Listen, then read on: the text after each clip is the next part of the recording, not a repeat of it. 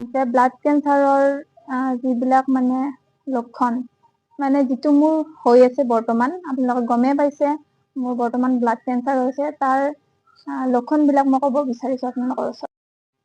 যোৱা এমাহমান আগৰ কথা, মানে কি ফাৰ্ষ্ট মোৰ হ'ল জ্বৰ হ'ল, তাৰপিছত চৰ্দি, লাহে লাহে কাহ হ'ব ধৰিলে। তাৰপিছত কমচে কম এসপ্তাহ 10 দিনমান মানে জ্বৰ, চৰ্দি, কাহ। তাৰপিছত জ্বৰটো এনেকুৱা জ্বৰ মানে হঠাতে জ্বৰটো উঠে, আকৌ টেবলেট খাই দিওঁ, কমি যায়, আকৌ উঠে এনেকুৱা। কমচে কম 10 দিনমানলৈ জ্বৰটো আছে। তাৰপিছত লাহে লাহে মানে পেটৰ বিষ হ'ব ধৰিলে, পেটটো ফুলা ফুলা লাগি থাকে।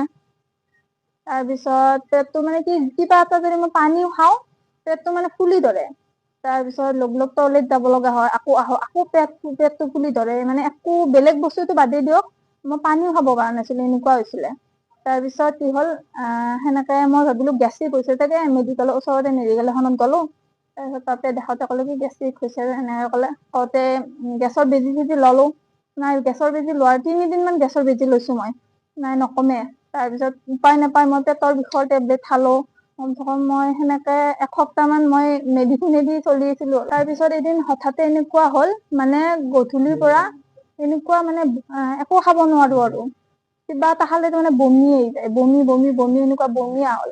তাৰপিছত বমি টেবলেট যদি খাওঁ, বা বেলেগ টেবলেটো খাওঁ, মানে বমি টেবলেটো ওলাই আহে, এনেকুৱা হ'ল মোৰ। তাৰপিছত পানী চানী খালেও মানে বমি আহি যায়। সেইদিনা গধূলিৰ পৰা কমচে কম ৰাতি 10টা-11টা মানলে সেনেকুৱা মানে পুৰা বমি আহি আছে আৰু। তাৰপিছত মাহঁতে ইমাৰ্জেঞ্চিত GMCত লৈ গ'ল মোক। তাৰপিছত GMCত দেখালোঁ।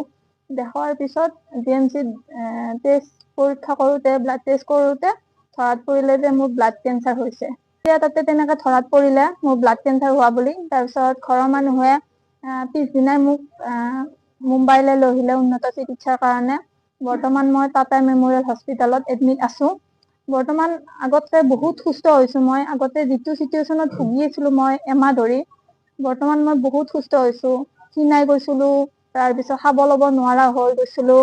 তাৰপিছত আৰু মানে কি মানে ওজন-চোজন বহুত কমিছে, আপোনালোকে যিবিলাকৰ হৈছে গমেই পায়। ওজন বহুত কমি যায়, খোজ-চোজ কাঢ়িব বল-চল নোহোৱা হৈ যায়। তেনেকুৱা চিটুৱেশ্যনত ভুগি আছিলোঁ। বৰ্তমান মোৰ এতিয়া কেমো চলি আছে।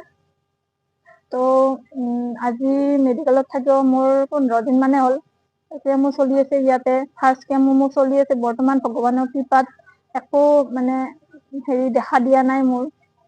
ঠিকে আছোঁ বৰ্তমান, আপোনালোকে আশীৰ্বাদ কৰিব, যাতে বাকী কেইদিনো মই ভালদৰে বাকী কেইদিন মোৰ ভালদৰে পাৰ হৈ যায়, সেইটোৱে। লাষ্টত এটাই অনুৰোধ জনাইছোঁ আপোনালোকক, জ্বৰ, কাহ, চৰ্দি তেনেকুৱা যদি হয়, আমি ঘৰৰ মানুহে বা আমি নিজেই সৰু ভাৱে লওঁ। জ্বৰ হৈছে টেবলেট খাই দিওঁ, ফাৰ্মাচীত যাওঁ বেজি লওঁ, সেনেকুৱা। কিন্তু সহজ ভাৱে ল'ব নালাগে, যিটো বস্তু মই ভুগিছোঁ এমাহেদি। আজি যদি মই সেই টাইমতে যদি ব্লাড টেষ্ট কৰিলোঁ হয়, বা ভাল মেডিকেল এখনত দেখালো হয়, তেতিয়াহ'লে মই চাগে এনেকুৱা চিটুৱেশ্যন ভুগিব লগা নহ'ল হয়।